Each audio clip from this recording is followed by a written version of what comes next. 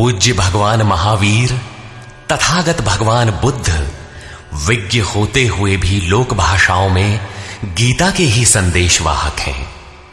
आत्मा सत्य है और पूर्ण संयम से आत्मस्थिति का विधान है, ये गीता का ही विचार है। बुद्ध ने उसी तत्व को सर्वज्ञ तथा अविनाशी पद कहकर गीता के ही विचार को पुष्ट किया है।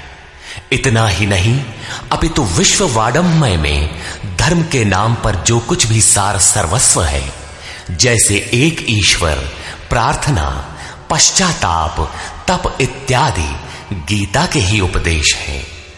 वही उपदेश स्वामी श्री अड़गड़ानंद जी के मुखाब से निःसृत यथार्थ गीता कैसेट रूप में मानव मात्र की मुक्ति का दिव्य संदेश बनकर उपस्थित है।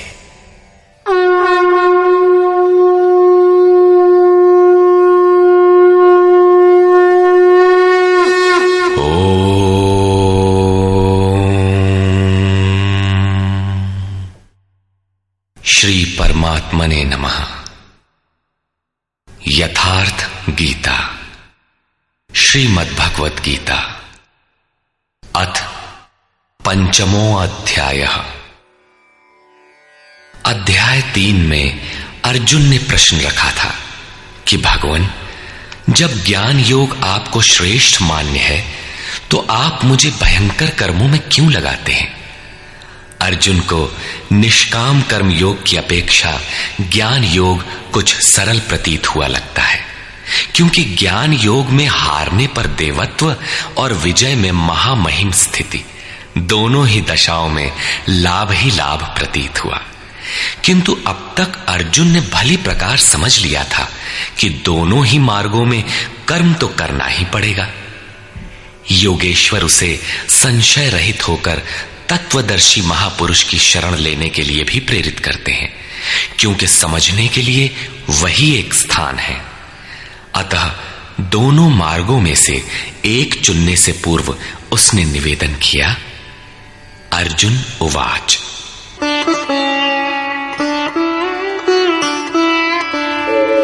संन्यासं कर्मणां कृष्ण पुनर्योगं च शंससि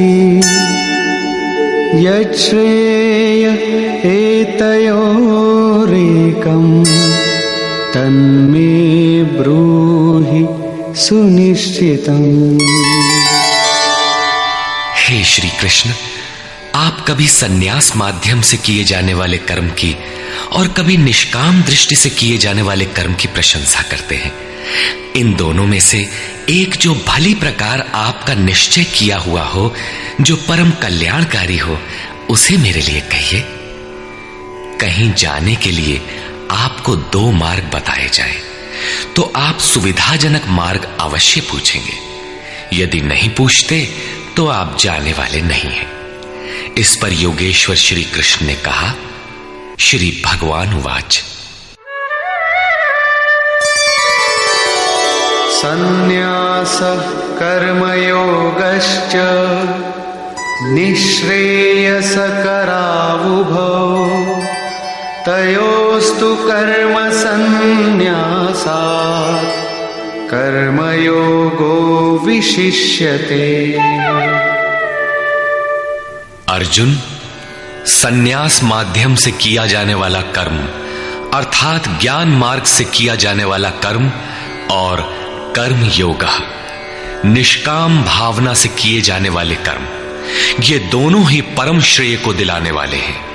परंतु इन दोनों मार्गों से संन्यास अथवा ज्ञान दृष्टि से किए जाने वाले कर्म की अपेक्षा निष्काम कर्म योग श्रेष्ठ है।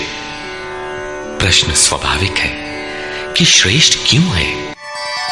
ज्ञेयः स नित्य सन्न्यासी यो न द्वेष्टि न कांक्षति निर्द्वन्द्वो हि महाबाहो सुखं बन्धात् प्रमुच्यते। महाबाहु अर्जुन, जो न किसी से द्वेष करता है न किसी की आकांक्षा करता है, वो सदैव सन्यासी ही समझने योग्य है, चाहे वो ज्ञान मार्ग से या निष्काम कर्म मार्ग से ही क्यों ना हो। राग द्वेषादि द्वंद्वों से रहित वो पुरुष सुखपूर्वक भव बंधन से मुक्त हो जाता है।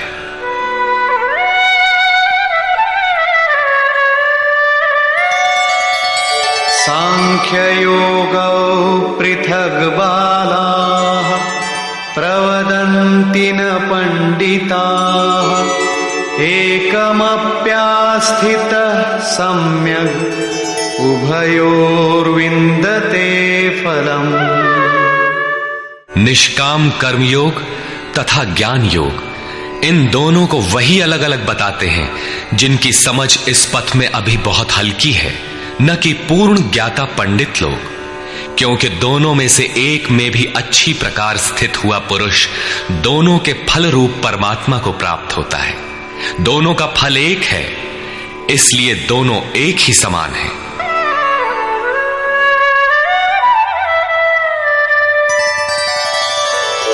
यत् सांख्यैः प्राप्यते स्थानम् तद्योगैरपि गम्यते।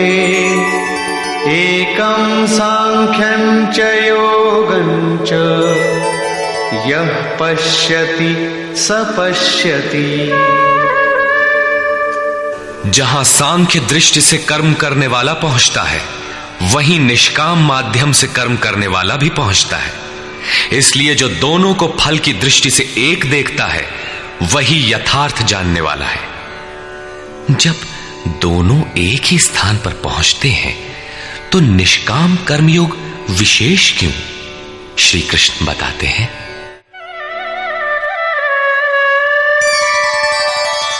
संन्यासस्तु महाबाहो दुःखमाप्तुमयो गतः योगयुक्तो मुनिर्ब्रह्म न चिरेणाधिगच्छति।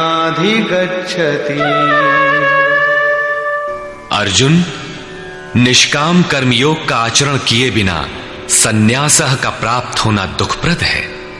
जब योग का आचरण प्रारंभ ही नहीं किया तो असंभव सा है। इसलिए भगवत स्वरूप का मनन करने वाला मुनि, जिसकी मन सहित इंद्रियां मौन है, निष्काम कर्मयोग का आचरण करके परब्रह्म परमात्मा को शीघ्र ही प्राप्त हो जाता है। स्पष्ट है कि ज्ञान योग में निष्काम कर्मयोग का ही आचरण करना पड़ेगा, क्योंकि क्रिया दोनों में एक ही है। वही यज्ञ की क्रिया है, जिसका शुद्ध अर्थ है आराधना। दोनों मार्गों में अंतर केवल कर्ता के दृष्टिकोण का है। एक अपनी शक्ति को समझकर हानि लाभ देखते हुए इसी कर्म में प्रवृत्त होता है, और दूसरा निष्काम कर्मयोगी इष्ट पर निर्भर होकर इसी क्रिया में प्रवृत्त होता है। उदाहरणार्थ, एक प्राइवेट पढ़ता है, दूसरा नॉमिनेट। दोनों का पाठ्यक्रम एक ही है, परीक्षा एक है, परीक्षक निरीक्षक दोनों में एक ही है। ठीक इसी प्रकार दोनों के सद्गुरु तत्वदर्शी हैं और एक ही है, केवल दोनों के पढ़ने का दृष्टिकोण भिन्न है। पीछे जैसे श्री कृष्ण ने कहा कि काम और क्रोध दुर्जय शत्रु हैं, अर्जुन इन्हें तू मार। अर्जुन को लगा कि ये तो बड़ा कठिन है, किंतु श्री कृष्ण ने कहा, नहीं, शरीर से परे इंद्रियां हैं, इंद्रियों से परे मन है, मन से परे बुद्धि है, बुद्धि से परे तुम्हारा स्वरूप है। तुम वहां से प्रेरित हो। इस प्रकार अपनी शक्ति को सामने रखकर स्वावलंबी होकर कर्म में प्रवृत्त होना ज्ञान योग है। समर्पण के साथ इष्ट पर निर्भर होकर उसी कर्म में प्रवृत्त होना निष्काम कर्म योग है। दोनों की क्रिया एक है और परिणाम भी एक ही है। इसी पर बल देकर योगेश्वर श्री कृष्ण यहां कहते हैं कि योग का आचरण किए बिना सन्यास अर्थात शुभाशुभ कर्मों के अंत की स्थिति का प्राप्त होना असंभव है। श्री कृष्ण के अनुसार ऐसा कोई योग नहीं है कि हाथ पर हाथ रखकर बैठे बैठे कहो कि मैं परमात्मा हूं, शुद्ध हूं, बुद्ध हूं, मेरे लिए न तो कर्म है न बंधन, मैं भला बुरा कुछ करता दिखाई पड़ता भी हूं तो इंद्रियां अपने अर्थों में बरत रही हैं। ऐसा पाखंड श्री कृष्ण के शब्दों में कदापि नहीं है। साक्षात योगेश्वर भी अपने अनन्य सखा अर्जुन को बिना कर्म की ये स्थिति नहीं दे सके। यदि ऐसा वे कर सकते तो गीता की आवश्यकता ही क्या थी। कर्म तो करना ही पड़ेगा। कर्म करके ही सन्यास की स्थिति को पाया जा सकता है और योग युक्त पुरुष शीघ्र ही परमात्मा को प्राप्त हो जाता है। योग युक्त पुरुष के लक्षण क्या है, इस पर कहते हैं,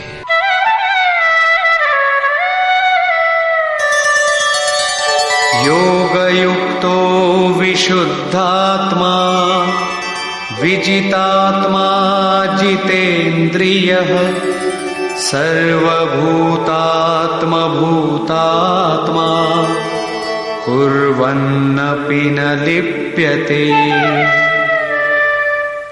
विशेष रूप से जीता हुआ है शरीर जिसका, जीती हुई है इंद्रियां जिसकी, और विशेष रूप से शुद्ध है अंतःकरण जिसका, ऐसा पुरुष संपूर्ण भूत प्राणियों की आत्मा के मूल उद्गम परमात्मा से एक ही भाव हुआ योग से युक्त है।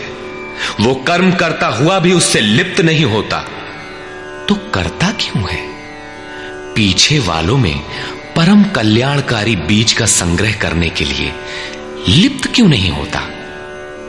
क्योंकि संपूर्ण प्राणियों का जो मूल उद्गम है, जिसका नाम परम तत्व परमात्मा है, उस तत्व में वो स्थित हो गया। आगे कोई वस्तु नहीं जिसकी शोध करे। पीछे वाली वस्तुएं छोटी पड़ गई तो भला आसक्ति किसमें करे? इसलिए वो कर्मों से आवृत्त नहीं होता। ये योग युक्त की पराकाष्ठा का चित्रण है।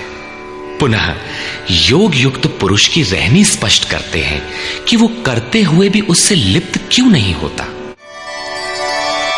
नैव किंचित करोमीति युक्तो मन्येत तत्त्ववित् पश्यन् शृण्वन् स्पृशन् जिघ्रन् अश्नन् गच्छन् स्वपन् श्वसन् प्रलपन् विसृजन् गृह्णन् उन्मिषन् निमिषन्नपि इन्द्रियाणीन्द्रियार्थेषु वर्तन्त इति धारयन्।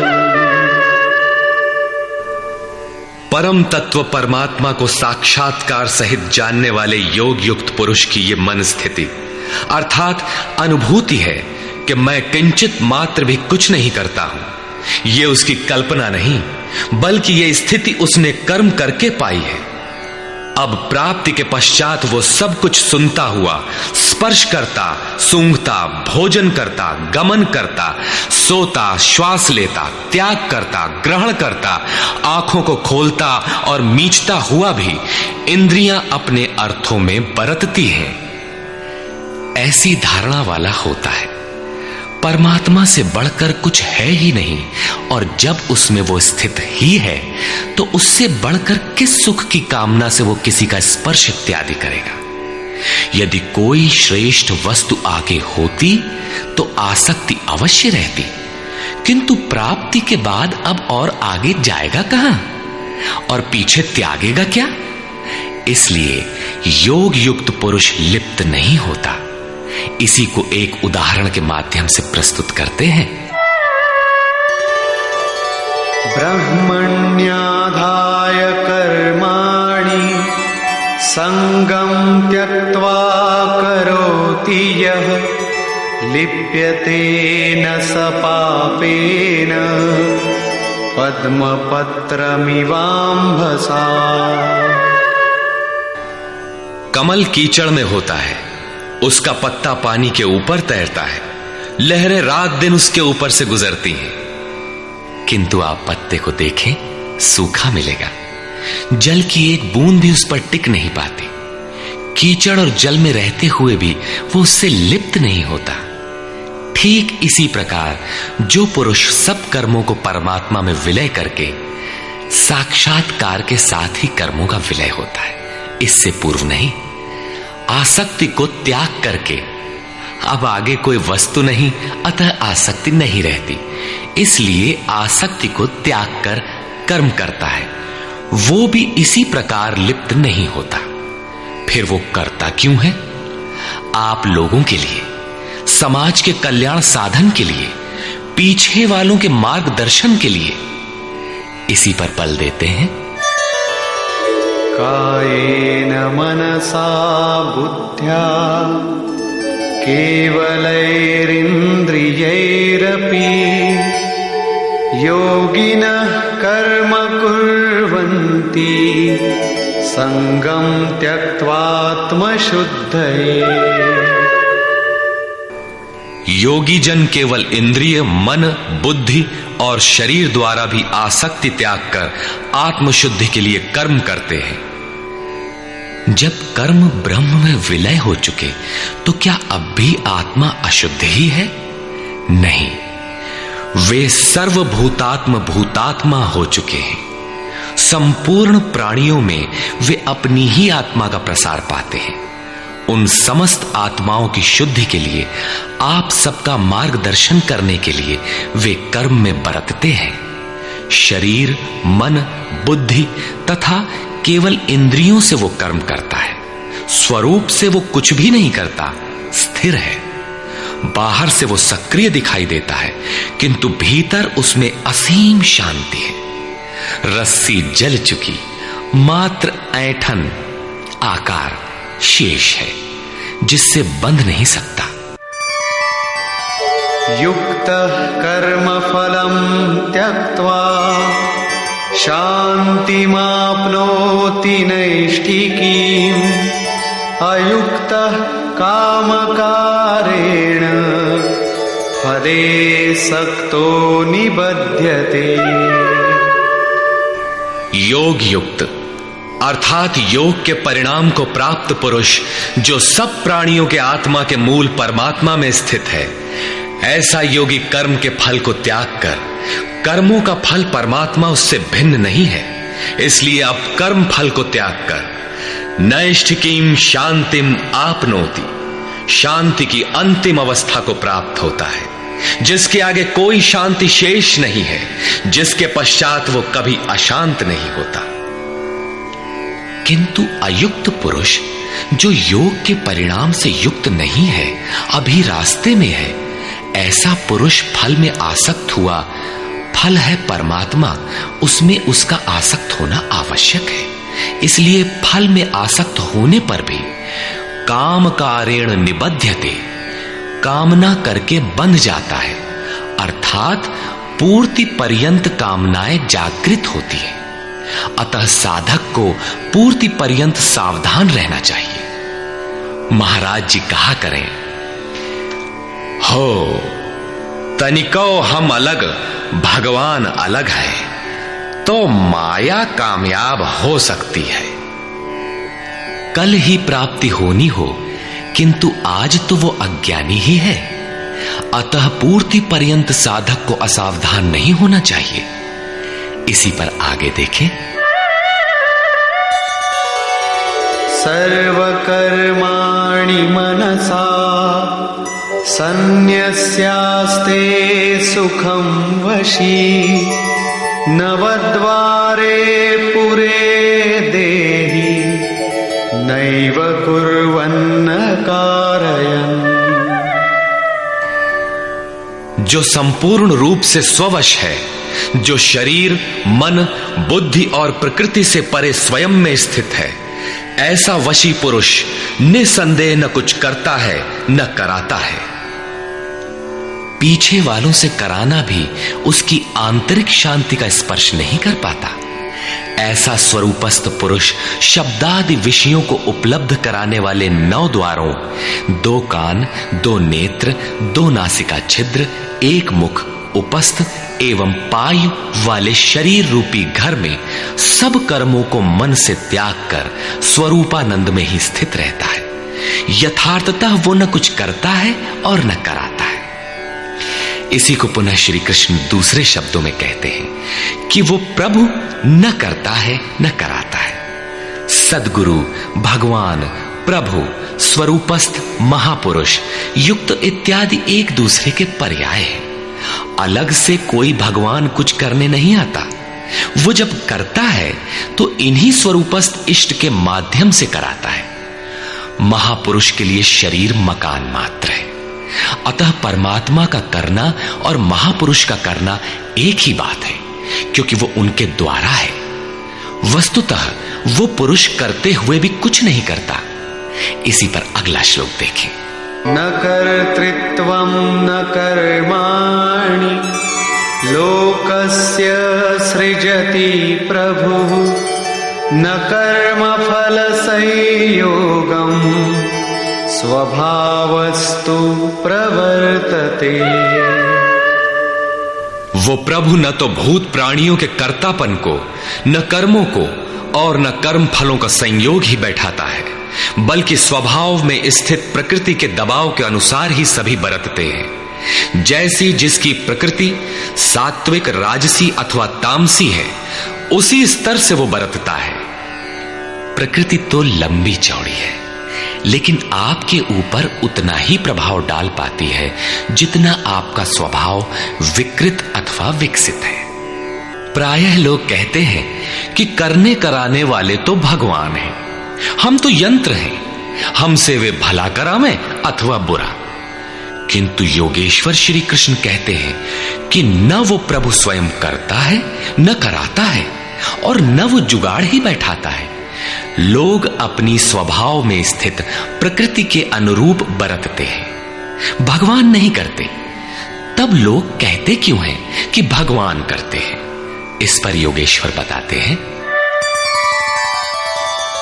नादत्ते कस्यचित् पापं न चैव सुकृतं विभुः अज्ञानेनावृतं ज्ञानं तेन मुह्यन्ति जन्तवः।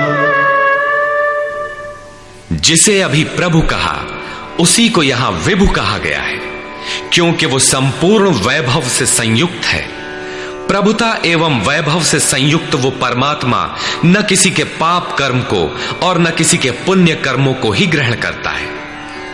फिर लोग कहते क्यों हैं? इसलिए कि अज्ञान के द्वारा ज्ञान ढका हुआ है। उन्हें अभी साक्षात्कार सहित ज्ञान तो हुआ नहीं, वे अभी जंतु हैं। मोहवश वे कुछ भी कह सकते हैं। ज्ञान से क्या होता है, इसे स्पष्ट करते हैं। ज्ञानेन तु तदज्ञानम् येषां नाशितमात्मनः तेषामादित्यवज्ज्ञानम् प्रकाशयति तत्परम्। जिनके अंतःकरण का वो अज्ञान, जिसने ज्ञान को ढक रखा था, आत्म साक्षात्कार द्वारा नष्ट हो गया है, और इस प्रकार जिसने ज्ञान प्राप्त कर लिया है, उनका वो ज्ञान सूर्य के सदृश उस परम तत्व परमात्मा को प्रकाशित करता है। तो क्या परमात्मा किसी अंधकार का नाम है?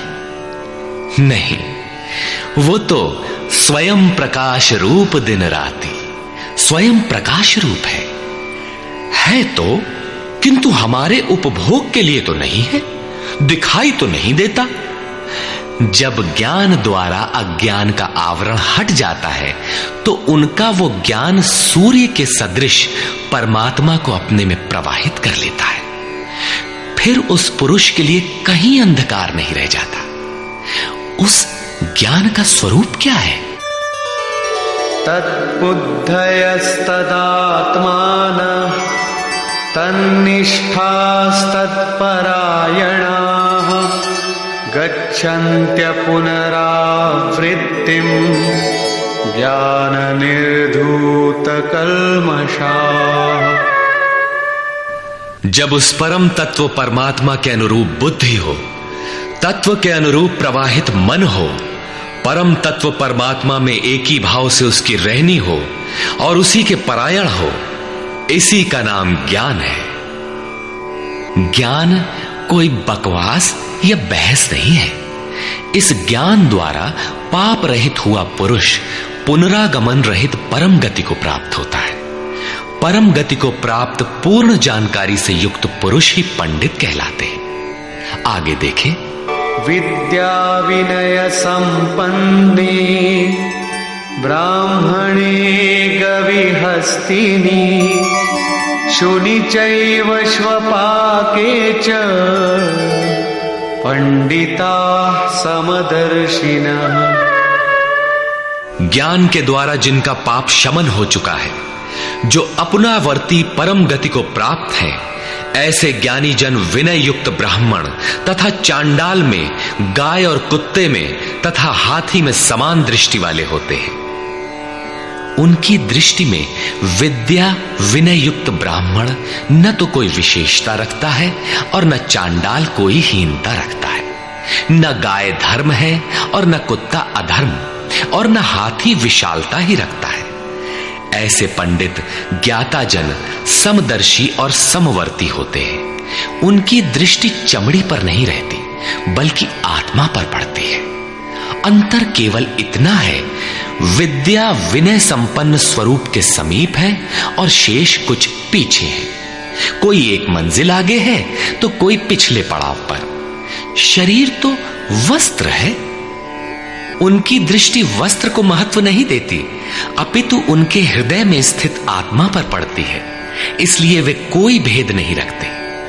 श्री कृष्ण ने पर्याप्त गो सेवा की थी।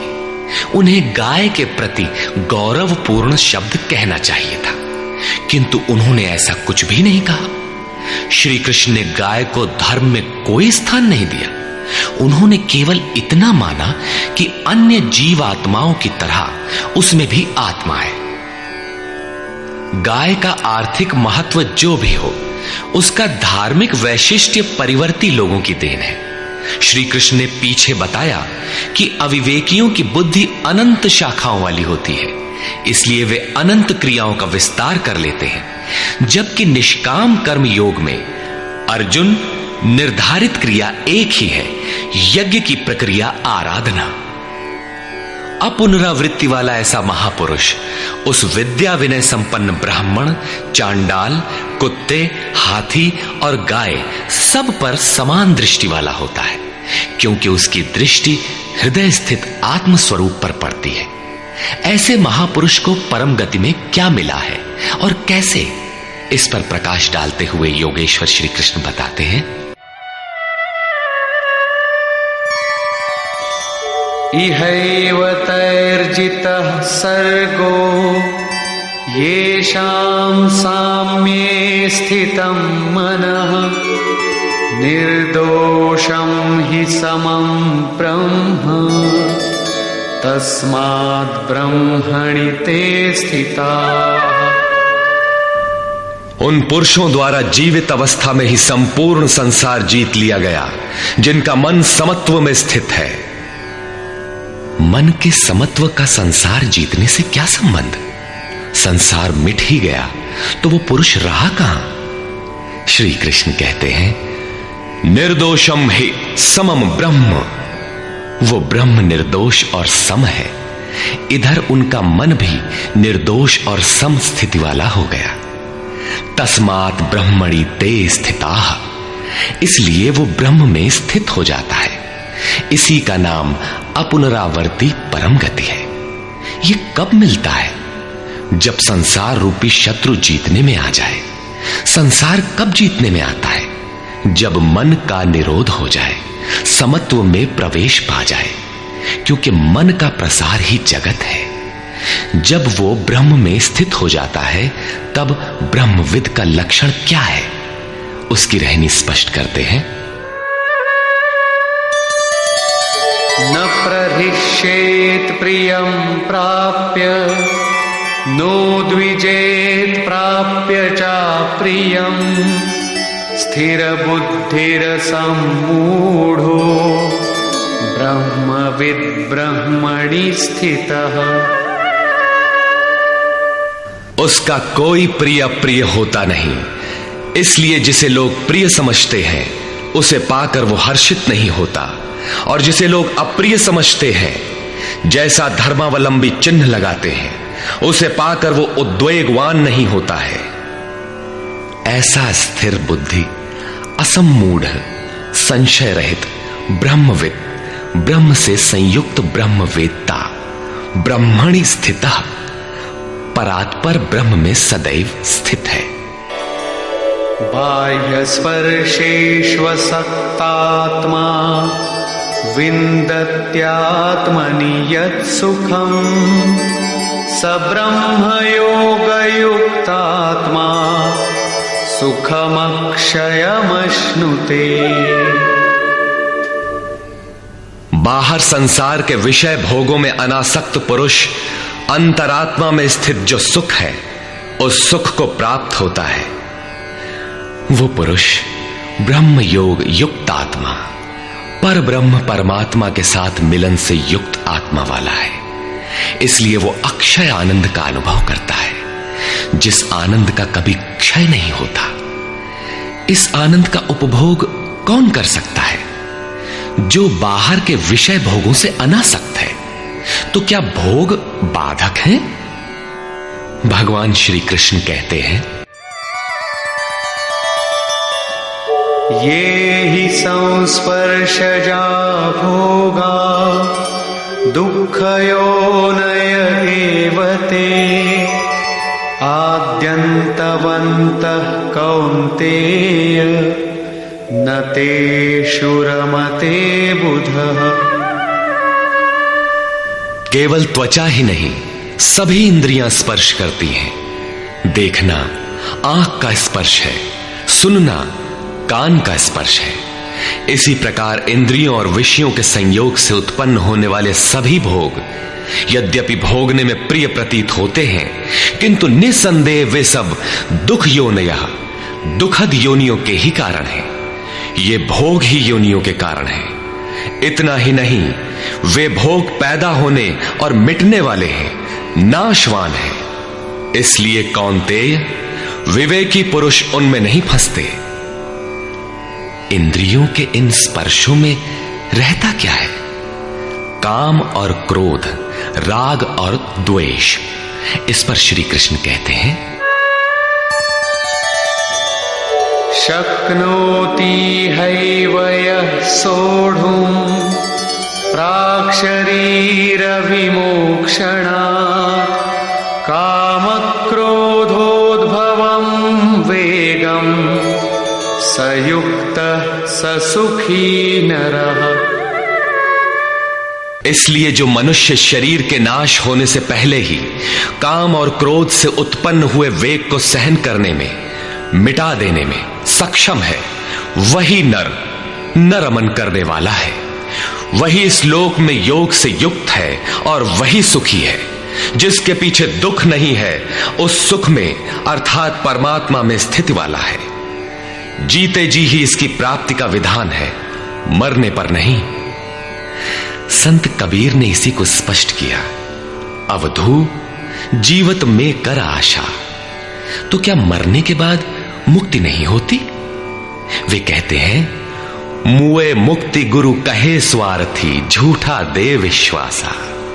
यही योगेश्वर श्री कृष्ण का कथन है कि शरीर रहते मरने से पहले ही जो काम क्रोध के वेग को मिटा देने में सक्षम हो गया, वही पुरुष इस लोक में योगी है, वही सुखी है। काम क्रोध बाह्य स्पर्श ही शत्रु है, इन्हें आप जीते।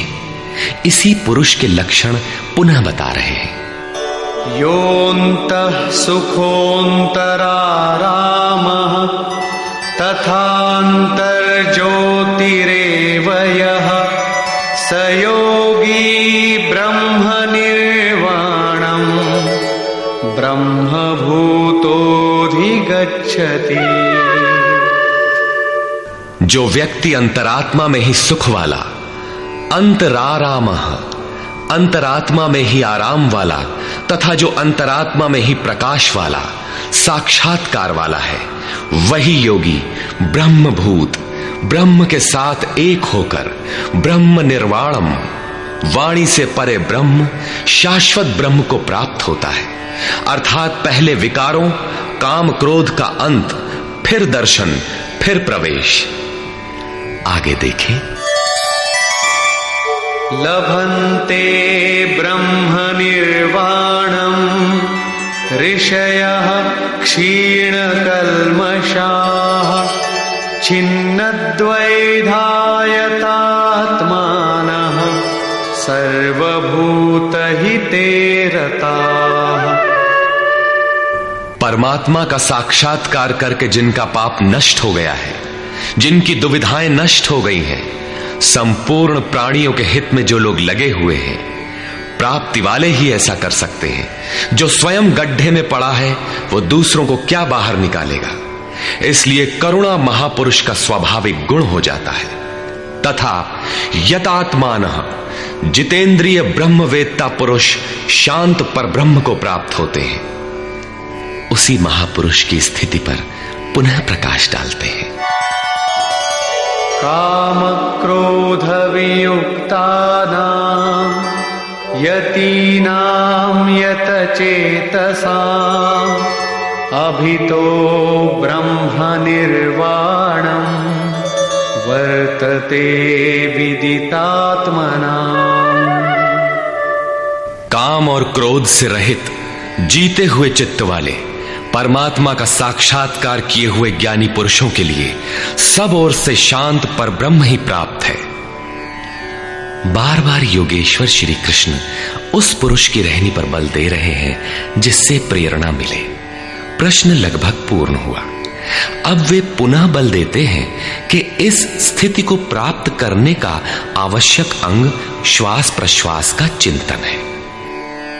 यज्ञ की प्रक्रिया में प्राण का अपान में हवन, अपान का प्राण में हवन, प्राण अपान दोनों की गति का निरोध उन्होंने बताया था। उसी को समझा रहे हैं।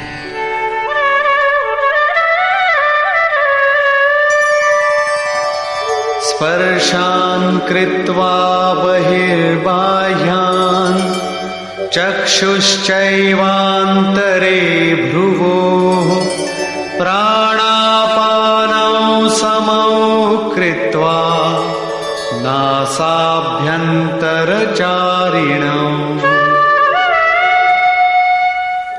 यतेन्द्रियमनोबुद्धिः मुनिर्मोक्षपरायणः विगतेच्छाभयक्रोधो यः सदा मुक्त एव सः। अर्जुन, बाहर के विषयों दृश्यों का न चिंतन करते हुए उन्हें त्याग कर नेत्रों की दृष्टि को भ्रिकुटी के बीच में स्थिर करके, भ्रुवोः अंतरे का ऐसा अर्थ नहीं कि आंखों के बीच या भावों के बीच कहीं देखने की भावना से दृष्टि लगाएं। भ्रिकुटी के बीच का शुद्ध अर्थ इतना है कि सीधे बैठने पर दृष्टि भ्रिकुटी के ठीक मध्य से सीधे आगे बढ़े। दाहिने बाएं इधर उधर चकपक न देखें।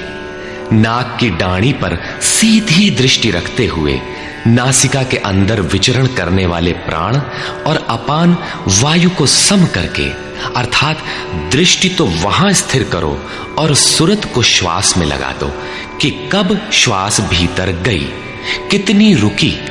लगभग आधा सेकंड रुकती है, प्रयास करके न रोकें।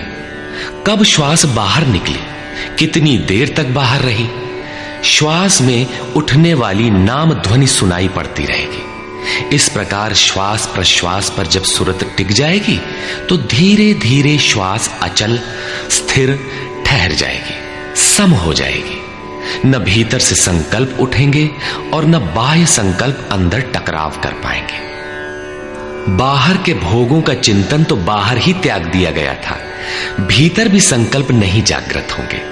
सुरत एकदम खड़ी हो जाती है, तैल धारावत। तेल की धारा पानी की तरह टप टप नहीं गिरती, जब तक गिरेगी धारा ही गिरेगी। इसी प्रकार प्राण और अपान की गति एकदम सम स्थिर करके इंद्रियों, मन और बुद्धि को जिसने जीत लिया है, इच्छा, भय और क्रोध से रहित मननशीलता की चरम सीमा पर पहुंचा हुआ मोक्ष परायण मुनि सदा मुक्त ही है। मुक्त होकर वो कहां जाता है, क्या पाता है, इस पर कहते हैं भोक्तारं यज्ञ तपसां सर्वलोकमहेश्वरं सुहृदं सर्वभूतानां ज्ञात्वा मां शान्तिमृच्छति। वो मुक्त पुरुष मुझे यज्ञ और तपों को भोगने वाला, संपूर्ण लोकों के ईश्वरों का भी ईश्वर, संपूर्ण प्राणियों का स्वार्थ रहित हितैषी, ऐसा साक्षात जानकर शांति को प्राप्त होता है। योगेश्वर श्री कृष्ण कहते हैं कि उस पुरुष के श्वास प्रश्वास के यज्ञ और तप का भोक्ता मैं हूं। यज्ञ और तप अंत में जिसमें विलय होते हैं वो मैं हूं, वो मुझे प्राप्त होता है। यज्ञ के अंत में जिसका नाम शांति है वो मेरा ही स्वरूप है। वो मुक्त पुरुष मुझे जानता है और जानते ही मुझे प्राप्त हो जाता है। इसी का नाम शांति है। जैसे मैं ईश्वरों का भी ईश्वर हूं, वैसे ही वो भी है। निष्कर्ष, इस अध्याय के आरंभ में अर्जुन ने प्रश्न किया कि कभी तो आप निष्काम कर्मयोग की प्रशंसा करते हैं और कभी आप संन्यास मार्ग से कर्म करने की प्रशंसा करते हैं।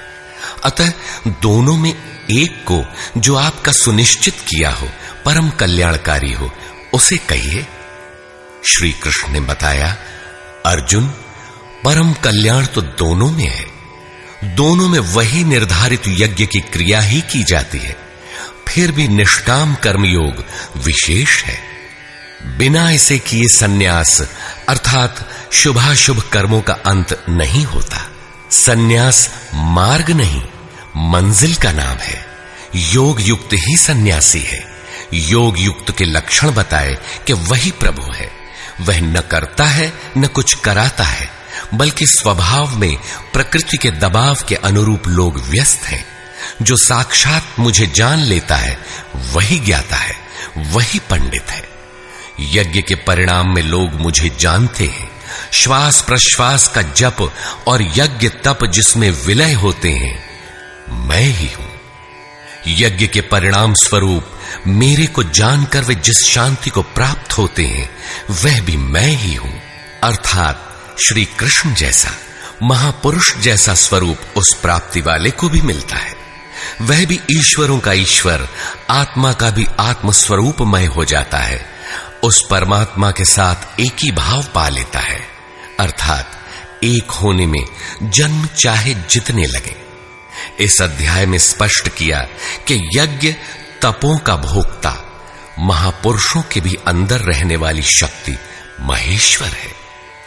अतः ओम तत्सदिति श्रीमद्भगवद्गीतासु उपनिषत्सु ब्रह्म विद्यायाम योग शास्त्रे श्री कृष्णार्जुन संवादे यज्ञ भोक्ता महापुरुषस्त महेश्वरः नाम पंचमोऽध्यायः।